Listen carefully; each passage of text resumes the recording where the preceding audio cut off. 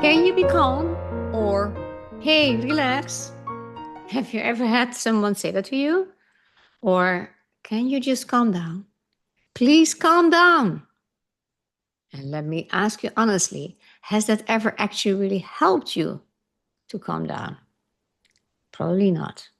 Because the moment someone tells you to calm down, something in you tightens. It often has the opposite effect. Why?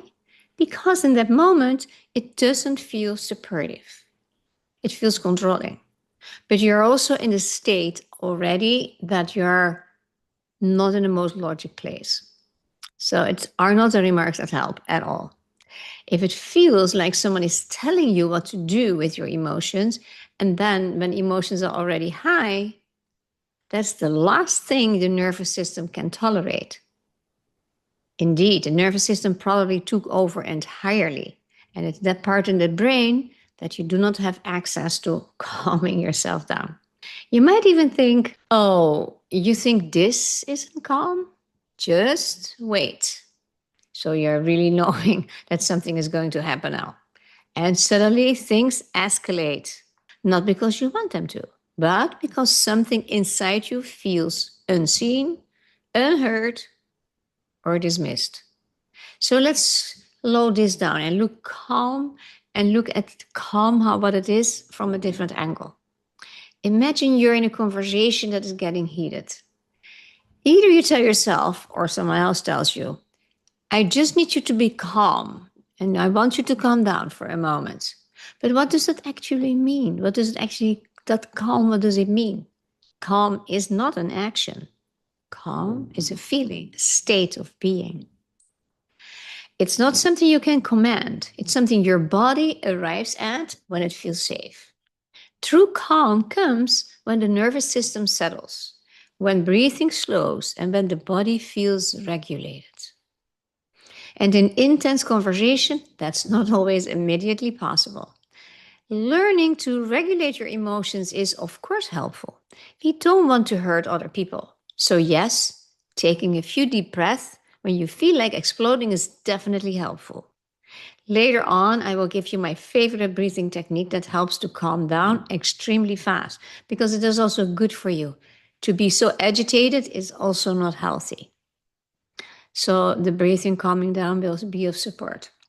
And here's something important that we don't talk about enough. Sometimes calmness, especially the absence of reaction, can actually make things worse. Imagine you're sharing something that really matters to you, and the other person responds with a flat, okay, yeah, I hear you. Now, that sounds a bit silly, but you know what I mean. There's not much interest there. No emotion, no presence, no connection. How does that feel? Most people don't experience that as calm. They experience that as indifference or worse, very dismissive. They think, you don't care, I'm alone in this. And that can trigger something very deep, often old abandonment wounds that most of us have somewhere, somehow. So let me be very clear. I'm not saying calm is bad. Calm is wonderful. But in certain moments, calm without connection can feel like emotional withdrawal. What I want to offer instead is a different goal: authentic connection. An authentic connection means I'm here with you, I'm present, I'm staying engaged, I'm listening. Only that is already so much. If you are being grounded and authentic, that doesn't mean you're perfectly calm. It means you're self-aware, in control of yourself. You might even say, I'm frustrated, I'm upset. This really matters to me. Bear with me, please. That's not losing control, that's honesty. So ask yourself, what would you rather experience in a difficult situation? Someone saying flatly, yes, I understand. Or someone saying with presence, I get it. I'm affected by this too.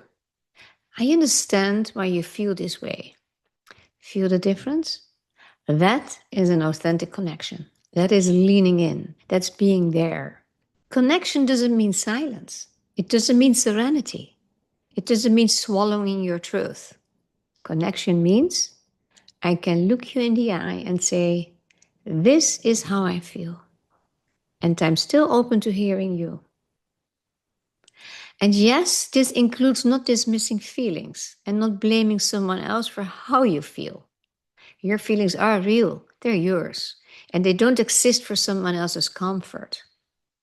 So, being in that place of the relationship, asking yourself, what does the relationship need now?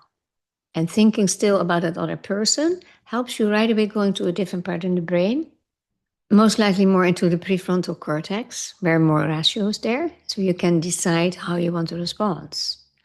So, how do we stay present and authentic in heated conversations? First, slow your pace. Even if you're angry, slow your words, slow down. A slower tone signals presence. It tells the other person, I'm here. I'm not attacking. I'm connected.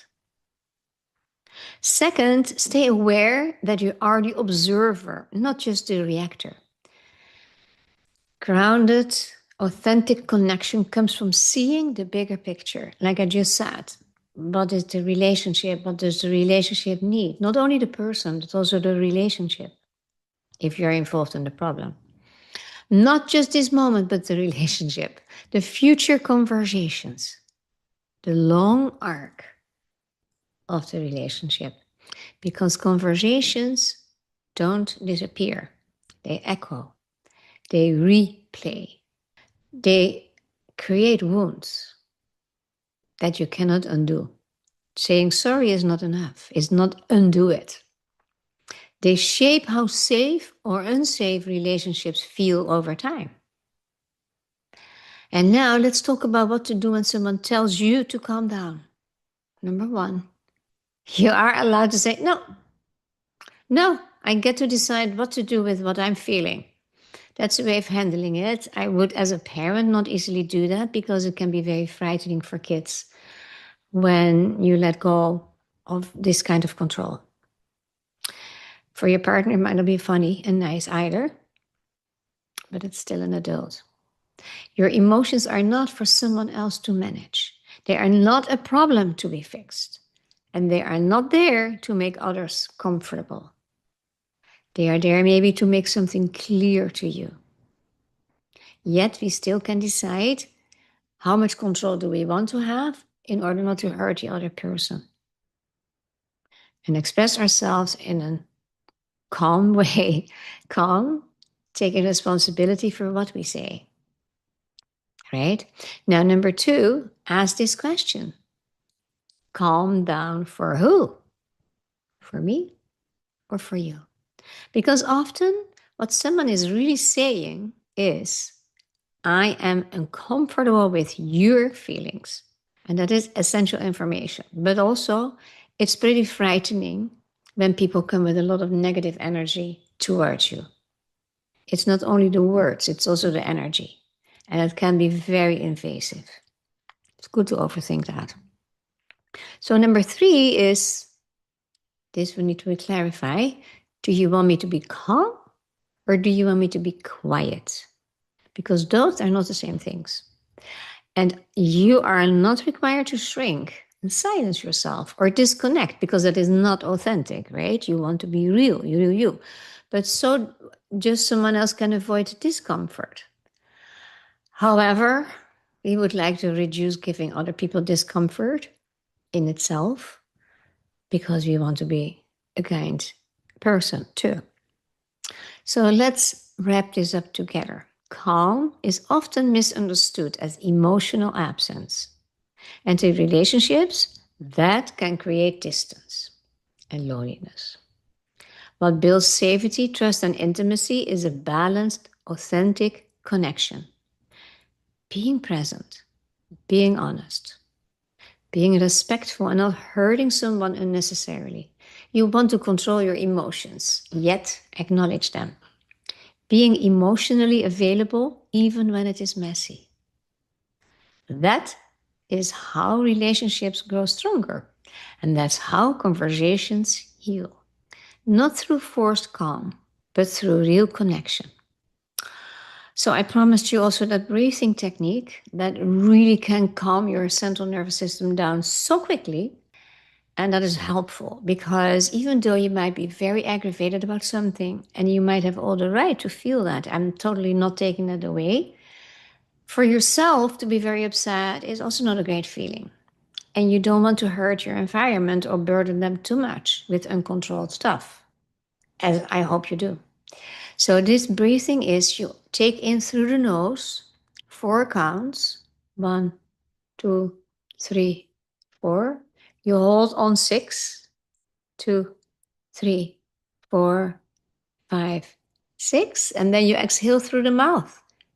8 counts, 1, 2, 3, 4, 5, 6, 7, 8.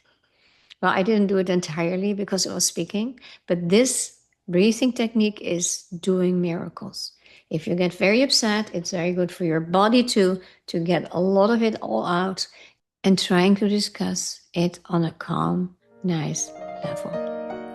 Take care and thank you for listening. I am Carla van Welstum, founder of Heart-Based Solutions, where I help you with psychology, neuroscience, and holistic modalities transform your life, career, and relationships. If you're new here, make sure you click the subscribe button and hit the bell to get notified for new videos. Any link that I mentioned in this video, you can find in the description box below.